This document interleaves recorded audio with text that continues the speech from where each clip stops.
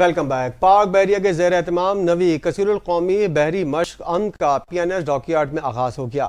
مشق میں 60 سے زائد ممالک اپنے بحری اور فضائی جہازوں، اسپیشل آپریشن فورسز اور مندوبین کے ساتھ شرکت کر رہے ہیں۔ افتتاحی تقریب سے خطاب کرتے ہوئے commander Pakistan fleet rear admiral Abdul Muneeb نے کہا، پاک بحریہ کا ایک ہی مقصد ہے کہ امن سب کے لیے۔ امن مشق 2025 کے موقع پر خصوصی انسٹرومنٹل ویڈیو نقارہ بھی جاری کی گئی۔ تفصیلات دیکھتے ہیں بیورو چیف عبدالحسیب کی اس رپورٹ میں۔ پاک بحریہ کی نویں کثیر القومی بحری مشق امن کا آغاز۔ PNS ڈاک یارڈ میں ہونے والی تقریب کے مہمان خصوصی commander Pakistan fleet rear admiral Abdul Muneeb تھے۔ تقریب میں 60 سے زائد ممالک کے head of navy, head of coast guards حصہ لے رہے ہیں۔ نویں آگزیلری اسکواڈرن کے کمانڈر کموڈور عمر فاروق نے حاضرین کو chief of naval staff admiral Naveed Ashraf کا استقبالیہ پیغام پڑھ کر سنایا۔ It's a great honor welcoming our friends and partners from across the globe for exercise Aman 25. By the very nature of this phrase, Aman seeks an end state of an enduring peace which is defined by secure and stable Indian Ocean. مشق میں شریک ممالک کے پرچم کے عین درمیان پاکستان کا سبز ہلالی پرچم لہرایا گیا۔ Commander Pakistan fleet rear admiral Abdul Muneeb نے کہا کہ امن مشق دنیا بھر کے ممالک کو خطرات اور چیلنجز سے نمٹنے کے لیے مل کر کام کرنے کی دعوت دیتی ہے۔ امن مشق کے موقع پر خصوصی انسٹرومنٹل ویڈیو نقارہ بھی جاری کیا گیا۔ پاک بحریہ امن مشق کے ساتھ پہلی بار امن ڈائیلاگ کا بھی آغاز کر رہی ہے، جس سے عالمی بحری قیادت کو سمندری مسائل پر تبادلہ خیال کرنے کا بہترین موقع ملے گا۔ کیمرہ مین شامی راجپوت کے ساتھ bureau chief Abdulhasib, NTN news, Karachi. دوسری جانب سیکیورٹی فورسز نے شمالی وزیرستان کے علاقے میں انٹیلیجنس بیسڈ آپریشن کیا ہے۔ مؤثر کارروائی کے دوران 3 خوارج مارے گئے۔ ISPR کے مطابق سیکیورٹی فورسز نے آپریشن کے دوران خوارج کے ٹھکانے کو نشانہ بنایا۔ فائرنگ کے شدید تبادلے کے نتیجے میں 3 خوارج ہلاک کر دیے۔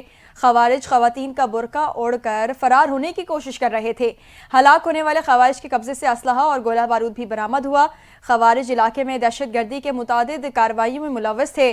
ترجمان پاک فوج کے مطابق علاقے میں کسی ممکنہ خارجی کے خاتمے کے لیے سینیٹائز آپریشن بھی کیا گیا۔ سیکیورٹی فورسز ملک سے دہشت گردی کے خاتمے کے لیے پرعزم ہیں۔ بانی PTI کی ہدایت پر 8 فروری کو یوم سیاہ منانے کے اعلان کے بعد PTI کے اندر شدید اختلافات مزید عیاں ہو گئے۔ جنید اکبر اور علی امین گنڈاپور کے درمیان سیاسی کشمکش سامنے آ چکی ہے۔ دونوں اپنے حلقوں میں سیاسی طاقت کا مظاہرہ کرنا چاہتے ہیں۔ تفصیل اس رپورٹ میں۔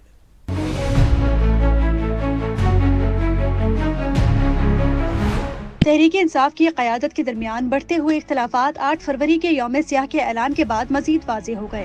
جنید اکبر اور علی امین گنڈاپور کے درمیان شدید سیاسی کشمکش ہے۔ دونوں اپنے حلقوں کو مضبوط کرنے کی کوشش کر رہے ہیں۔ علی امین گنڈاپور نے ڈیرہ اسماعیل خان میں جلسے کا اعلان کیا ہے، جبکہ جنید اکبر نے سوابی میں جلسے کا منصوبہ بنایا ہے۔ علی امین گنڈاپور ڈیرہ اسماعیل خان کے جلسے کو کامیاب بنانے کے لیے صوبائی حکومت کے وسائل استعمال کر رہے ہیں، جبکہ جنید اکبر نے 8 کروڑ روپے فنڈنگ کے طور پر فراہم کیے۔ سوال یہ ہے کہ اگر دھاندلی کا شور مچایا جا رہا ہے تو PTI کے جلسے صرف خیبر پختونخوا تک محدود کیوں ہیں؟ اگر واقعی دھاندلی ہوئی تھی تو خیبر پختونخوا میں وہی صورتحال کیوں نہیں اور دوسرے صوبوں میں احتجاج کیوں ہو رہا ہے؟ پنجاب کی قیادت نے بھی شکایت کی ہے کہ کیا PTI صرف خیبر پختونخوا میں موجود ہے؟ جنید اکبر نے جواب میں کہا کہ وہ صرف اپنے صوبے پر توجہ دے رہے ہیں۔ عوام کی بڑھتی ہوئی عدم دلچسپی کے باعث 8 فروری کے جلسے صرف خیبر پختونخوا تک محدود کر دیے گئے ہیں تاکہ سرکاری وسائل کا استعمال کر کے جلسے میں بڑی تعداد دکھائی جا سکے۔ عوام کو اب اندازہ ہو چکا ہے کہ PTI قیادت اپنی ناکامیوں کو چھپانے کے لیے دنگا فساد کرتی ہے اور پھر خود فرار ہو جاتی ہے۔ گزشتہ دنگوں اور احتجاج میں گرفتار افراد ابھی تک عدالتوں کے چکر کاٹ رہے ہیں، جبکہ قیادت اپنی زندگی گزار رہی ہے۔ ان حالات کے پیش نظر عوام یہ سوال کر رہی ہے کہ اگر 8 فروری 2024 کے انتخابات میں دھاندلی ہوئی تو پھر خیبر پختونخوا میں PTI کی حکومت کیسے بنی؟ کیا یہ انتخاب سرکاری وسائل کے بے دریغ استعمال سے جیتا گیا؟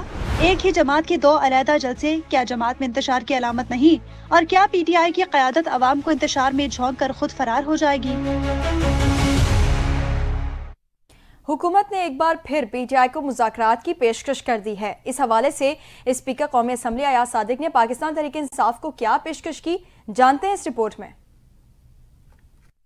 हुसैन लीग नून हुकूमत ने पाकिस्तान तहरीक इंसाफ को एक बार फिर मुज़ाकरात की पेशकश करते हुए मिलकर बैठने की दावत दे दी है। हुकूमत और पीटीआई के दरमियान 28 जनवरी को मुज़ाकरात का दौर होना था, ताहम पार्लिमानी कमेटी न बनाने पर बानी पीटीआई ने मुज़ाकरात खत्म कर दिए थे और पीटीआई क़यादत ने मुज़ाकरात मुनक़ता करने का ऐलान किया था। लेकिन अब स्पीकर कौमी असम्बली सरदार अयाज सादिक ने दो टोक अल्फाज में मुज़ाकरात से मुतालिक वाज़े किया कि हमने कभी पीटीआई पर दरवाजे बंद नहीं किए। बाहिमी मुशावरत से मिल बैठकर मसले का हल निकाला जा सकता है। लाहौर में मीडिया से गुफ्तगू करते हुए अयाज सादिक ने कहा कि मुज़ाकराती कमेटी तहलील नहीं हुई, तहरीक इंसाफ के अंदर से मंजूरी आ जाए फिर वो हमारे पास आ जाएंगे। बानी पीटीआई एक सख्त आदमी है, तहरीक इंसाफ वाले आज भी राबते में हैं, राबते मुनक़ता नहीं हुए।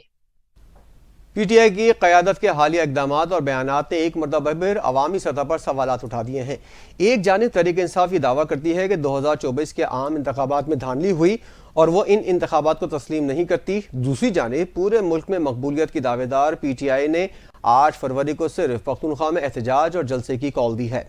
इस हवाले से देखते हैं ये रिपोर्ट।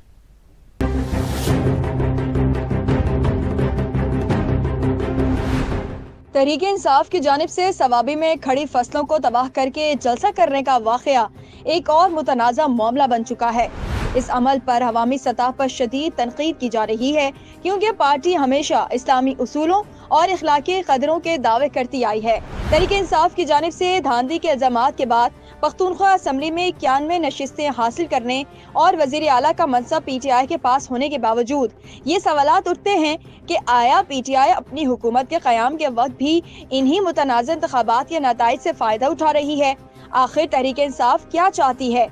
ये सवाल हर सतह पर ज़ेरे बहस है, क्योंकि एक तरफ पार्टी धांधली के इल्ज़ामात लगाती है, दूसरी तरफ वही नताइज उन्हें इक़्तिदार में ले आए हैं। तहरीक इंसाफ के रहनुमाओं ने पंजाब में धांधली का इल्ज़ाम आयद किया है, लेकिन हैरत की बात यह है कि पंजाब में ही पीटीआई के जलसों में अवामी शिरकत की कमी देखी गई है। अगर इंतखाबात में धांधली हुई थी तो क्या अवाम अपने हुकूक के लिए बाहर ना निकलते? क्या ये हकीकत नहीं कि पीटीआई पंजाब में जलसे करने से कासिर रही? इस सूरत हाल ने पार्टी की मकबूलियत को सवालिया निशान बना दिया है। तहरीक इंसाफ के रहनुमाओं की जानिब से हर शिकस्त के बाद धांधली का इल्जाम लगाया जाना एक नया सियासी मामूल बनता जा रहा है। अगर ये रिवायत कायम रही तो मुस्तकबिल में हर सियासी जमात जहां हारेगी वहां धांधली का शोर मचाया जाएगा। क्या ये सियासत की नई बुनियाद है और क्या अवाम इस तरह की सियासत को कबूल करेंगे? पाकिस्तानी अवाम ने पीटीआई की सियासत को मुस्तरद कर दिया है।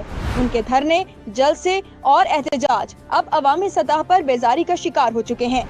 अवाम समझ चुके हैं कि कौन सियासी मफाद के लिए इंतशार फैला रहा है और कौन हकीकत में अवामी मसाइल हल करने की कोशिश कर रहा है।